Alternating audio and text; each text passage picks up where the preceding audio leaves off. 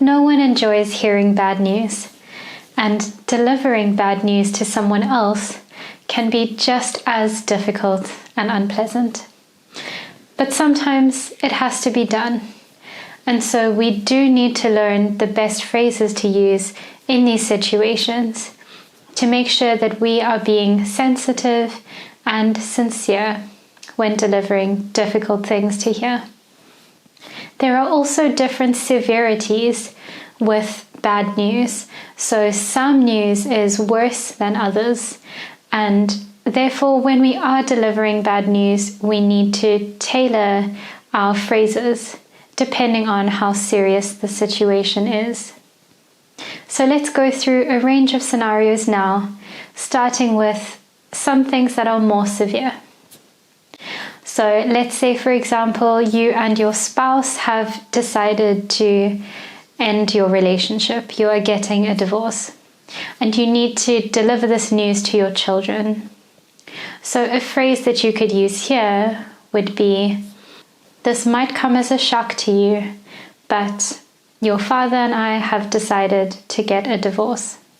Or, "It's not easy for me to tell you this, but your mother and I have decided to split up."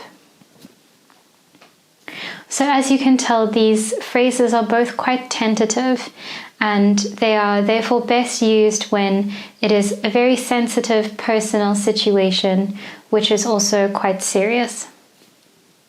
In another situation, perhaps you need to tell someone that their car has been broken into or stolen. So you could use a phrase like, "Unfortunately, I have to tell you something unpleasant. Your car has been broken into."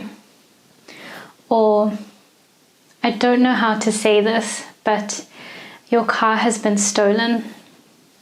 Perhaps at your business or company, you have to tell your employees that you cannot afford to give them a raise this year due to difficult finances in the business. You could use a phrase like, "I'm afraid I've got some bad news for you. We will not be able to give you a raise this year." Or, "I've got a bit of bad news to tell you. We cannot give you a bonus this year because we are not doing well financially as a company." So these are all quite serious or relatively serious situations. Now, there could be other situations where you are delivering a kind of rejection to someone, or you have to evaluate them in a negative way. This is also sort of bad news, but it is not as long-lasting and serious as these previous examples that we have spoken about.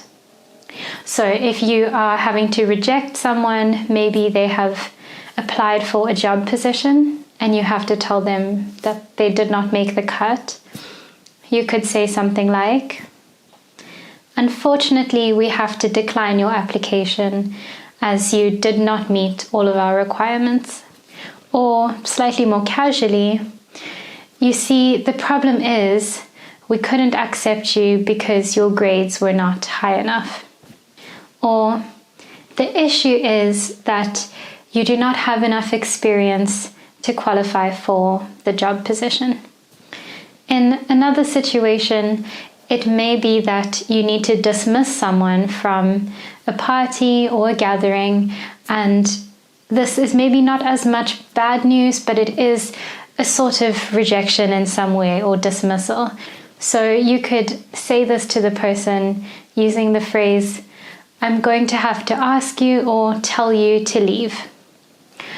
So this is best used if someone is maybe acting inappropriately, or the situation is becoming a little bit out of hand, maybe even violent, and you really need to take someone out who is not cooperating. Okay, so you could probably tell that some of these phrases were a little bit more serious and some were slightly more casual. And so this again is always dependent on the situation, the person we are speaking to, and how severe or how heavy this news is that we are giving them. So here's the phrases again from this lecture. Please take them down in your notes. And then let's move to the next lecture, where we will talk about how to offer sympathy when someone else has had something terrible happen in their life.